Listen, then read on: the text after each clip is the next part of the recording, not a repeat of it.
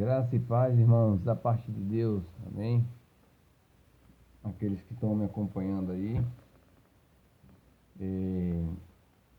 no canal, se inscreve lá no canal, vou passar o link para vocês a respeito do que se trata esse canal. Esse canal foi feito para divulgar o conhecimento bíblico, teológico, alguns livros cristãos que alguns pastores escrevem, enfim, todo esse cenário de livros cristãos eu estou lendo e compartilho com os irmãos. Aqueles também, o propósito desse canal é para as pessoas também que não têm condições de comprar alguns livros, não conseguiram fazer algum curso de teologia, quer saber também a respeito de alguns assuntos da Bíblia, eu posso trazer também aqui, né? Então, esse foi o objetivo desse canal, né? De eu criar esse canal, não para ganhar dinheiro ou coisa alguma, né? Mas para falar da parte de Deus, falar o conhecimento, trazer o conhecimento da parte de Deus, ensinar, nos orientar aqui dentro da palavra, trazer alguns livros também cristãos, tem alguns livros temáticos, né? E eu gosto de alguns livros temáticos, sei que a gente tem que estar pautado na Bíblia, só que o livro cristão, que traz algum tema, ele vai focar no tema, é claro, né? Óbvio, e ele vai trazer referências bíblicas de acordo com aquele tema, certo? Então, esse livro que eu estou passando aqui agora, é um dos livros que eu li, ele fala a respeito de, o tema dele é fogo estranho, né? Fogo estranho. Ou seja, esse livro, ele foi escrito por John MacArthur, né? Um escritor americano, que influenciou muitos líderes ali na região também, dos Estados Unidos, e ele escreveu diversos temas, também com 159 temas com base nesses assuntos também, que reverbera, né, que acontece dentro do cenário evangélico, do que está acontecendo, né? E esse livro tem 332 páginas, certo? E tem alguns conceitos. Eu vou abrir o índice e fala de ridicularizando o espírito, uma nova obra do espírito, examinando os espíritos, segunda parte e terceira parte. Apóstolo entre nós, ele faz uma pergunta: insensatez dos profetas falíveis, línguas deformadas e falsas curas e falsas esperanças. O Espírito Santo é salvação, o Espírito Santo é santificação. Bom, ele traz como introdução ridicularizando o Espírito, certo? Vamos falar um pouco aqui, resumindo, porque o livro tem muito conteúdo, ele é exaustivo, até para quem gosta de ler muito, eu considero ele muito exaustivo. Porque, por que eu considero ele muito exaustivo? Porque ele fala acerca do tema, mas traz vários registros das quais a gente sabe que está acontecendo. Então, é como se fosse ele demorar para falar do assunto e enche de registros no livro, né? Isso é uma visão crítica que eu tive desse livro. E ele gasta várias páginas desse livro para falar do mesmo assunto.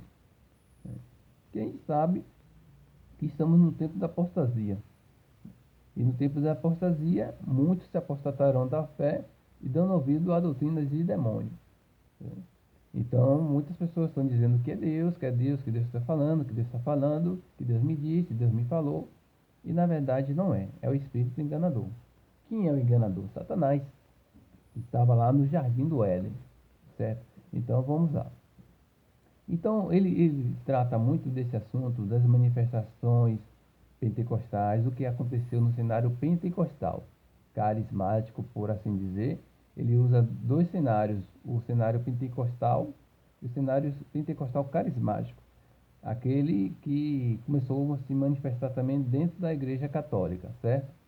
E o pentecostal é aquele que a gente conhece, que é cristão, né,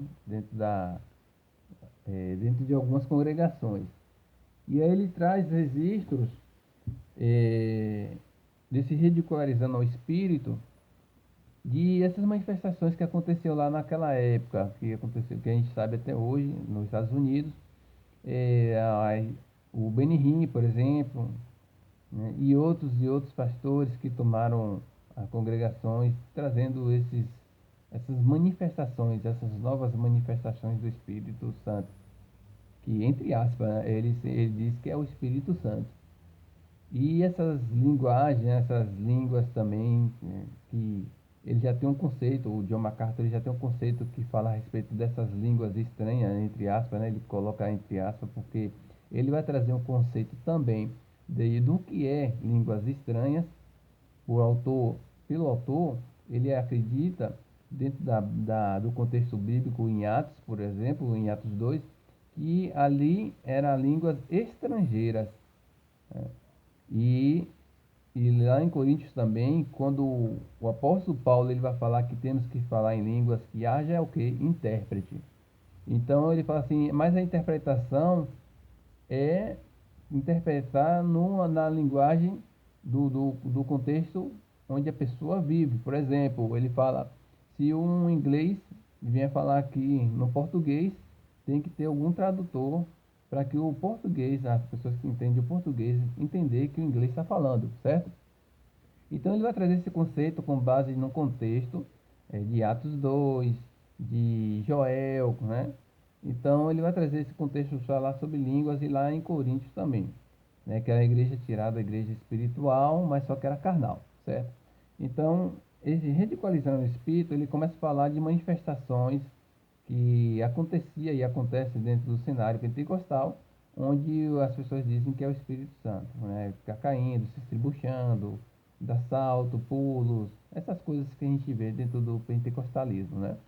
Então ele debate sobre essas questões, ele diz que o Espírito Santo ele tem um domínio próprio, como a gente sabe em Gálatas capítulo 5, versículo 22 em diante, ele fala da obra do Espírito Santo, e ele fala que o Espírito Santo não é nada disso, e que as pessoas estão ridicularizando o Espírito Santo, que as obras do Espírito Santo não é essa histeria, ele fala, ele considera até uma esquizofrenia, no livro ele fala que essas manifestações, se estribuchando no chão, espumando a boca, falando em coisas que as pessoas não entendem. Então ele fala que isso é ridicularizar o Espírito, certo?